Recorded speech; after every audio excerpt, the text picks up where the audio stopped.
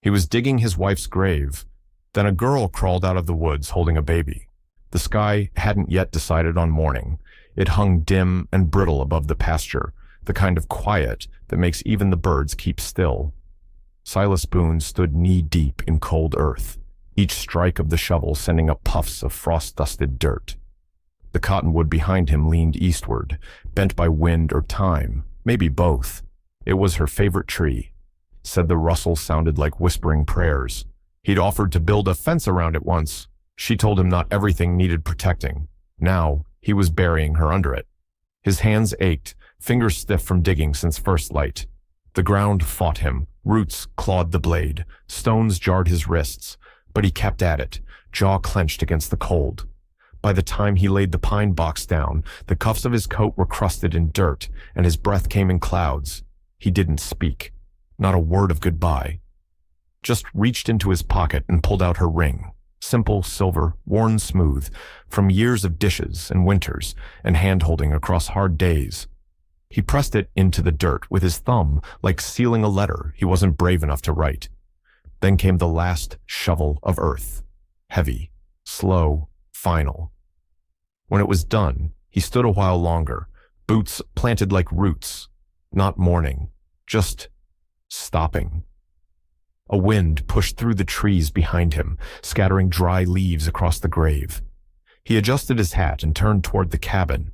One step, then another. But behind him, from the edge of the woods, something stirred, a rustle, then a sound that did not belong to wind or grief. A cry, small, human. He froze, and the forest held its breath. Silas straightened the cross with both hands, palms rough against the grain. It stood crooked but steady, good enough for the woman who once said heaven didn't care about angles.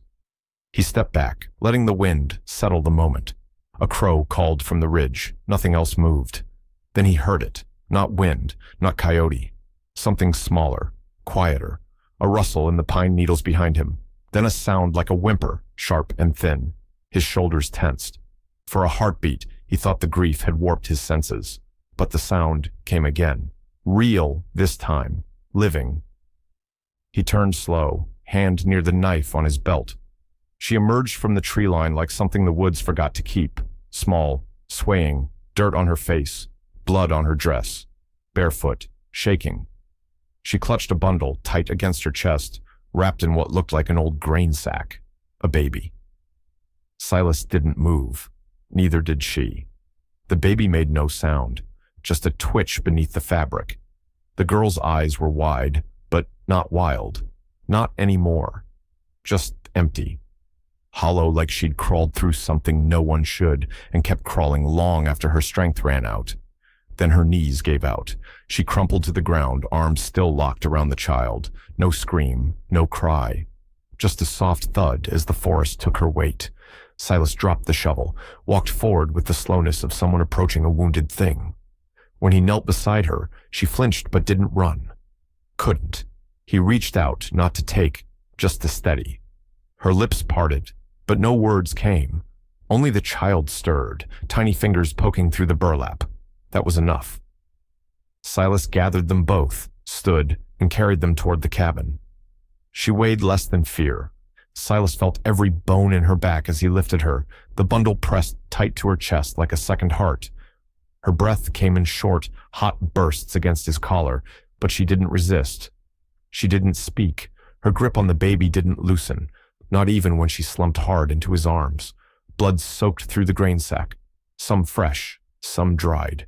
Some from her, judging by the torn hem of her dress and the split above her brow. Some maybe from wherever she'd come from, wherever she'd fled. The baby's hand clutched a handful of her blouse, tiny fingers like twine, holding on with everything they had. That small grip did more to unnerve Silas than the blood. He pushed the door open with his shoulder.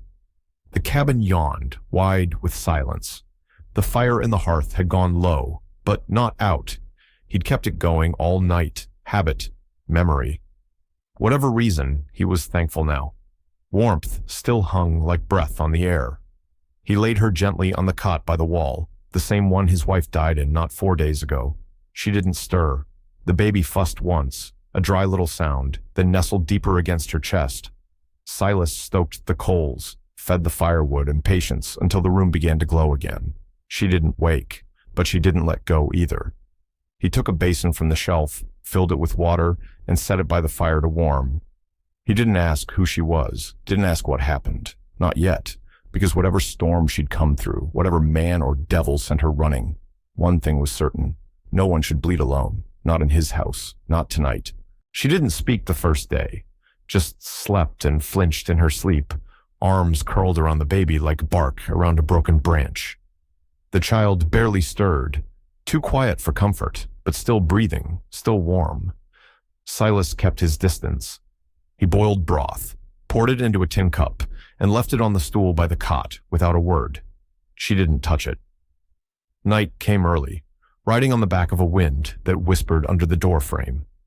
Silas sat near the hearth, sharpening a knife out of habit, watching her from the corner of his eye. Her breathing steadied. The baby suckled at nothing, and still she didn't eat. By morning, the cup was empty. He stoked the fire again, cracked the window for air, and stepped out just long enough to split kindling. When he came back, she was sitting up, barely, her face pale and drawn. The baby slept against her chest, wrapped tighter now in an old feed sack that wasn't hers. Her fingers trembled as she adjusted the fabric. Silas didn't say anything, just poured more broth, set it down again. She watched his hands, not his face. He could see it in the set of her jaw, the way she braced for questions, but he didn't ask. Later, as he filled the basin for washing, her voice came, fragile, barely above the crackle of the flames. "Ellie." He turned, but she didn't look up, just pressed her cheek to the baby's head, eyes still fixed on the fire. He nodded once. That was enough. He didn't ask her last name, didn't ask the child's. He just folded a blanket over the stool, stoked the fire higher, and went back to work. Some names come later. Trust always comes slow. The baby didn't cry, not once. Not in the night, not in hunger, not even when the wind howled against the roof like a wolf looking for a way in. It just blinked up from Ellie's arms with heavy-lidded eyes, mouth working slow against her skin, like the world hadn't earned its voice yet. Silas watched, waited. Each hour he checked the tiny chest for rise and fall. Sometimes it was there. Sometimes it was so faint he held a mirror to the lips, just to be sure. Once, in the deep hush of night, he slipped the child from Ellie's arms while she slept and held it against his chest, just to feel warmth. He rocked, without knowing how. The fire hissed, throwing shadows up the log walls, like ghosts learning how to walk. And Silas thought of another baby, a boy, 7 winters gone now. Fever took him before his first word. The grave was small, smaller than this cabin's cot, but it still sat near the fence line. A stone, no bigger than a loaf of bread, marking the place. Too quiet, just like this one. Ellie stirred, but didn't wake. Her fingers reached out in sleep, grasping for a child that wasn't in her arms. Silas stepped close, placed the baby back in the crook of her elbow, careful as laying down dynamite. She sighed. The child sighed too. Still no sound. He stood over them a long moment, something deep and unspoken rising through his chest, like a thaw he didn't ask for. How many ghosts could one house carry? How much silence before the walls started to echo with it? He didn't know. But that night, Silas set more wood on the fire and left the lantern burning, just in case the dark tried something. The 4th day, the snow held off just long enough for the sun to rise clean. Ellie asked for water. Not much, just enough to wash. Her voice cracked around the words like they hadn't been used in weeks. Silas filled the tin basin near the stove and left a clean cloth beside it. He didn't linger, just nodded and stepped outside. When he came back, the room was warmer, thick with steam and the smell of lye soap. Ellie sat with her back half-turned, hair damp and hanging down like wet string. The baby lay bundled nearby, swaddled tighter now, cheeks showing the faintest bloom of life. She didn't know he saw, but he did. The sleeves of her dress were rolled to the elbows, and there, plain as truth, were bruises no branch could make. Purple-black rings around her wrists, deep, old, sunk into the skin like shackles had lived there. As she reached to adjust her skirt, the fabric slipped for half a second, revealing welts across her ribs, some yellowing, some fresh, the kind a belt leaves when it's swung to hurt, not correct. Silas didn't say a word, didn't let his face move, but his jaw locked, slow and tight, and his hands curled into fists at his sides. She noticed, pulled her sleeves down without meeting his eyes. The basin water was tinged pink. He didn't ask why. He just crossed to the hearth, added another log, and stirred the coals with more force than necessary. Some things didn't need questions. They needed silence, space, fire. That night, he hung a second blanket across the window, not to keep the cold out, but to keep the past from looking in. The morning broke brittle and gray, sky hanging low, like it didn't have the strength to snow. Silas noticed the quiet first, too quiet, even for his cabin. No fire crackling, no soft breath from the cot, just cold, still air. Then he saw the door, unlatched, swinging slow. He stepped outside, boots crunching frost, and caught sight of her just past the barn. Small figure, hunched and tight, the baby bundled against her chest, her feet bare. No coat, no shawl, nothing but the same thin dress she'd arrived in. Her steps were uneven. Each one left a ghost print in the frozen grass, already fading. Silas didn't call out, didn't run, just stood by the post, watching. The wind picked up sudden, mean. It hit her square, tore at her skirts and hair. She staggered, stopped, turned her shoulder into it like someone expecting a blow. Then slowly, she looked back. She didn't see him, or if she did, she didn't let on. But her feet turned, faced the cabin again, and she came back the same way she left, silent, slow, and half ashamed. He opened the door before she reached it, said nothing, just stepped aside. She crossed the threshold without meeting his eye, held the baby close, and went straight to the cot. Saturday rocked. The fire had gone out. She didn't ask for help. That night, after she fell asleep, Silas brought in more wood than usual, stacked it by the hearth, then added a second pile, smaller, near her bed. A tin cup of milk warmed on the edge of the stove. No notes, no words, just a quiet understanding left between shadows and ember light. She hadn't meant to stay, but the wind, and something else, said maybe she could. The shawl had hung by the door since the morning Silas came back alone from the ridge. Wool, dark blue with faded stitching, still holding the faint smell of pine and wood smoke. It was hers, his wife's.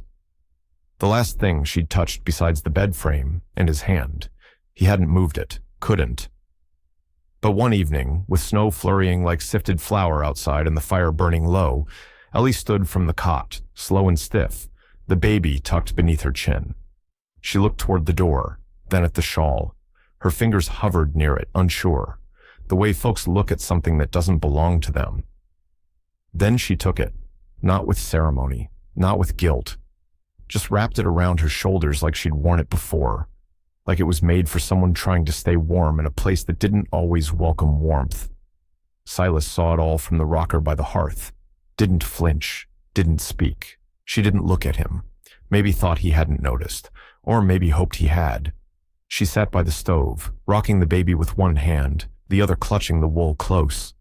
The firelight caught her face, still worn, still wary, but softer now. The child stirred, then settled again, and something in Silas's chest shifted. Not sharp, not sudden, just a slow turning, like frost giving way to melt beneath soil that had been hard too long. He didn't mention the shawl, didn't tell her it was fine, just watched her wear it like it was always meant to come off that hook and find someone still breathing.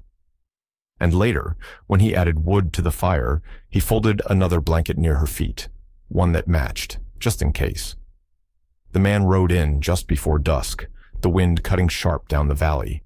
His horse was buckskin, foam on its flanks, eyes too restless for the pace he'd kept. Silas saw him from the field, a dark figure against the last smear of daylight, trotting easy like he had time, but not patience. He dismounted slow, boots too clean, coat too fine. the kind of man who didn't split wood or fix hinges, but knew how to find folks who ran. "You Silas Boone?" the writer asked, voice casual but clipped. Silas leaned on his axe, wiping sweat from his brow with one sleeve. "That's what the bank says." The man nodded toward the cabin, toward the smoke curling from the chimney. "Heard tell a girl come through here, young, thin, carrying a baby, owes a debt, belongs to someone who's missing his property." Silas didn't blink. "Can't say I've seen anyone like that." The writer studied him, let the silence stretch too long. "She was supposed to be headed this way," he said, voice tightening. "Would have looked half dead, probably still bleeding, hard to miss." Silas shifted his grip on the axe handle, casual-like. "Most things around here don't belong to anyone." The man sniffed, looked past him toward the woodshed. "You got anyone else on this land?" "Just ghosts," Silas said. The writer smiled thin. "If you see her, you let someone know." Silas nodded once. "Sure." The man rode off, not fast, not far, just enough to say he'd checked. Inside, Ellie stayed hidden, holding the baby beneath the floorboards where the wood didn't creak. Silas didn't tell her what the man looked like, didn't tell her what he said. He just split more firewood that night, with the axe he never let go of. The snow came thick that morning, soft as flour and just as pale. It blanketed the pines, hushed the world. Silas had finished mending the chicken coop when he saw her out there. Ellie walking slow along the edge of the path, baby snug in the sling across her chest, shawl wrapped tight. She was humming something too quiet to hear. Then she slipped, not hard, just one wrong step in the drift, and her boot slid out from under her. She landed flat on her back, breath puffing up in a cloud, hair scattered like straw over the snow. The baby jostled, arms flailing out, face scrunched. And then he laughed, a soft, sharp giggle, like a spark off dry kindling. It broke across the air like sunlight, breaking through shutters. Ellie froze, then blinked, then looked down at the bundle nestled against her. He giggled again, a high, hiccuping sound. Tiny hands batting at the sky, like snowflakes were a game only he knew the rules to. Silas stood by the porch, axe still in hand, heart caught somewhere between disbelief and something deeper. That sound, light and sudden, rattled something loose in him, something that hadn't stirred since the last time a baby laughed in his arms, years and grief ago. Ellie sat up slow, snow clinging to her skirt, eyes wide with surprise. She looked up at Silas like he might explain it, but he just shook his head once, a slow smile tugging at the corners of a face that forgot how to wear one. The baby kept laughing. Ellie laughed too, short and breathless, like it had startled her own voice awake. For a moment, there was nothing else. Just snow and laughter, and something warm enough to make the cold feel like background noise. The snow kept them inside for 3 days. Wind howled like it had something personal to say, and the drifts piled high against the windows. Silas kept busy, chopping wood, mending boots, boiling broth. Ellie stayed near the hearth, the baby tucked against her chest, their warmth shared between wool and breath. On the third afternoon, while Silas was out feeding the stock, she wandered. Not far, just to the desk in the corner, the one he never used, dust layered thin over the top. She ran her fingers along the edge, tracing rings left by long-cooled coffee. The drawer slid open with a reluctant creak. Inside, bundles of paper, folded, yellowed, some stained where ink had run from weather or tears. She hesitated, then picked one up, no address. Just a name at the top in rough, careful letters, Clara. She unfolded it. The words inside were simple, short, a day's summary, a note about the hens, a memory of the time she laughed so hard at dinner she cried. No declarations, no poetry, just the kind of things a man writes when he's talking to someone who isn't there anymore. She read it once, then twice. The baby stirred against her. She folded the letter and placed it back exactly how she found it, hands gentle, like she was laying something fragile in the ground. When Silas came in, boots heavy with snow, she was back by the fire. The drawer shut tight. Nothing said. But later, when he passed the desk, he paused, fingers resting on the handle. Then he nodded once to himself and moved on. Some things didn't need explaining. Some silences said enough. And Ellie never opened that drawer again. She didn't need to. She'd already heard what it carried. It started with the wind, dry and angry, snapping down from the ridge like it meant to take something with it. Silas had noticed the loose shutter on the barn that morning, meant to fix it, but the day got away. The fire must have sparked from the lantern he left, hung too high, flame-licking dry boards until it had a mouth. By the time he smelled it, the smoke was already thick. Orange flashed through the cracks. The horses screamed. Silas didn't think, just grabbed his coat and ran, boots pounding hard over frozen mud. The barn door bucked against the heat, hinges moaning. He threw it open and was swallowed by smoke. Inside, panic, hooves crashing, flames eating upward. He grabbed halters, unlatched stalls, slapped rumps and shouted names. Wood groaned above like it wanted to fall. Then he saw her, Ellie, barefoot, shawl barely clinging to her shoulders, eyes wide and wild. She wasn't supposed to be there. She had the baby cradled against her chest, wrapped tight in both arms. Smoke curled around her like a ghost trying to claim her. She didn't speak, just locked eyes with him, turned, and ran through the smoke. He cursed, hard and sharp, and followed. They burst through the door just as the roof groaned deep and gave in. The sound was terrible, timber cracking, flames roaring like they'd won something. Ash rained over them as they hit the ground. Silas rolled to shield them both. Ellie's arms never loosened around the child. The barn burned fast and furious, gone before midnight. Later, they found the feed trough full of ash and charred nails. A few iron tools melted into lumps. Nothing else left. But the baby slept through it. And Ellie didn't cry. Not once. The baby wouldn't settle. Some nights were like that. No reason, no fever. Just a soft, steady fuss that pressed into the walls and made the air feel tight. Ellie looked worn thin, shoulders hunched, eyes rimmed with the kind of tired that sleep couldn't fix. She rocked slow, whispering nothings, her hands trembling with the weight of too many nights. Silas didn't ask. He just rose from the chair, knelt by the hearth, and held out his arms. She hesitated. Only a second. Then she placed the child in his hands like passing a secret. The baby stilled for a moment, eyes blinking up at him, uncertain. Silas held him close, big hands wrapping around the soft bundle like the world might break it. He shifted his weight, slow and practiced, the way he used to when his boy had colic. Left, then right. One step back, one forward. The baby sighed. Ellie sat back, bones melting into the cot, breath catching as if guilt had kept her upright too long. She watched him with something unreadable in her eyes. "You're good," she whispered. Not loud, not meant to be heard, maybe. But he did. Not kind, not brave, just good. It landed quiet but heavy, like a nail driven deep in soft wood. He didn't look at her, just kept swaying, his hand cradling the baby's head, his boots scuffing a slow rhythm across the floor. He hadn't been called that in years, not since Clara, not since before everything fell apart. He didn't know if it was true, but he heard it anyway. Like a prayer, the kind whispered by someone who never learned how to believe, but still needed to. The baby slept. So did she. Silas kept watch, and swayed. The sun was dropping fast, red as a blood orange behind the pines.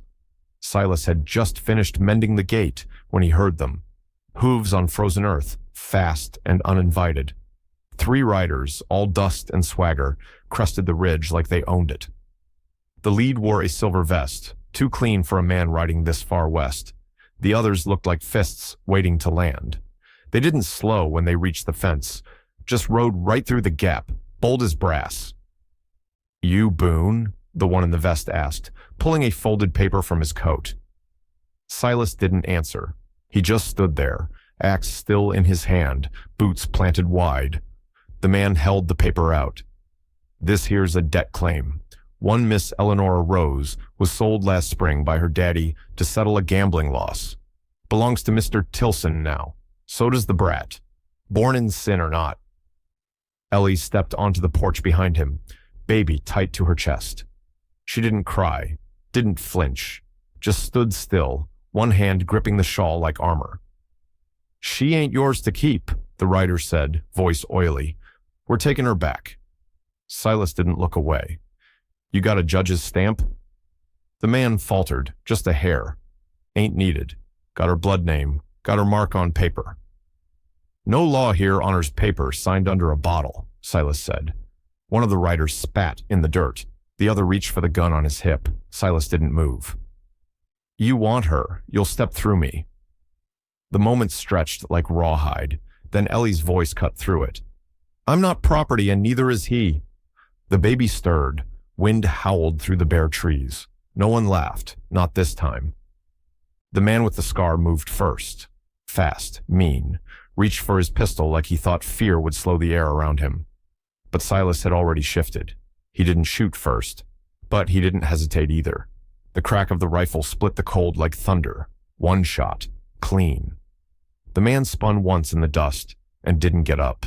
The others froze. The leader's hand twitched near his holster, but his eyes told the truth.